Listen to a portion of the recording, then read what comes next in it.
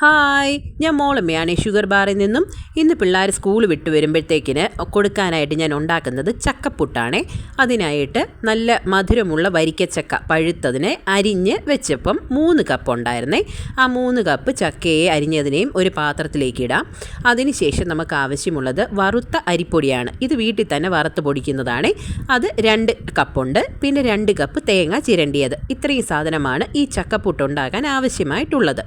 പിന്നെ ഈ ചക്കപ്പുട്ടിന് വേണ്ടി അരിപ്പൊടി നനയ്ക്കുമ്പോൾ സാധാരണ പുട്ടിന് നനയ്ക്കുന്നത് പോലെ അത്രയും നനയരുതേ.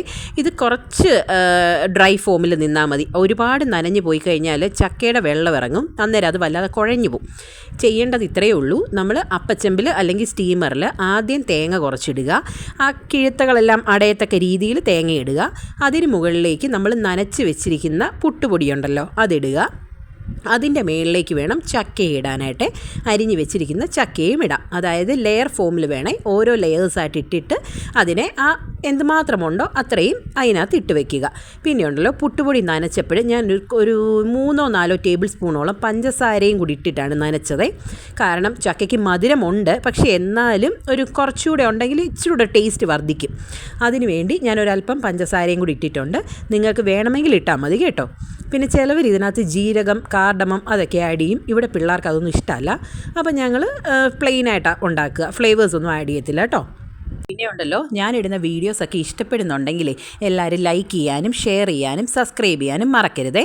അതുപോലെ തന്നെ ഫേസ്ബുക്കിലും ഇതേ വീഡിയോ ഞാൻ ഇടും. അതിന് ഫേസ്ബുക്കിലെ എൻ്റെ പേര് മോളമ്മ മാത്യൂസ് എന്നാണേ. അതിലും കൂടെ എന്നെ ഒന്ന് ഫോളോ ചെയ്യണേ. അപ്പോൾ അത്രയേ ഉള്ളേ. പിന്നെ ഇതിനെ ഇങ്ങനെ എല്ലാം മുഴുവൻ മാവിനെയും ചക്കയും തേങ്ങയും ഇതുപോലെ ലെയർ ചെയ്ത് നമുക്ക് അപ്പച്ചെമ്പ് അടച്ചു വെച്ച് ആവിയിൽ പുഴുങ്ങിയെടുക്കാവുന്നതാണ്. എനിക്കൊരു 25 മിനിറ്റോളം സമയമെടുത്തേ ഇത് നന്നായി വെന്ത് വരാനായിട്ട്.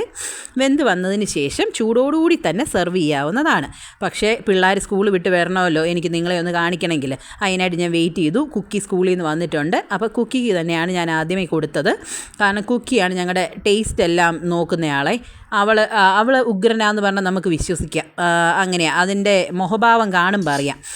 അപ്പം അത്രയേ ഉള്ളൂ. ഞങ്ങളുടെ കുക്കിയുടെ അഭിപ്രായം നിങ്ങൾക്ക് കേൾക്കാം. അപ്പം ലൈക്ക് ചെയ്യുക, ഷെയർ ചെയ്യുക, സബ്സ്ക്രൈബ് ചെയ്യുക. അപ്പം നിങ്ങളും ഹാപ്പി, ഞാനും ഹാപ്പി. Thank you.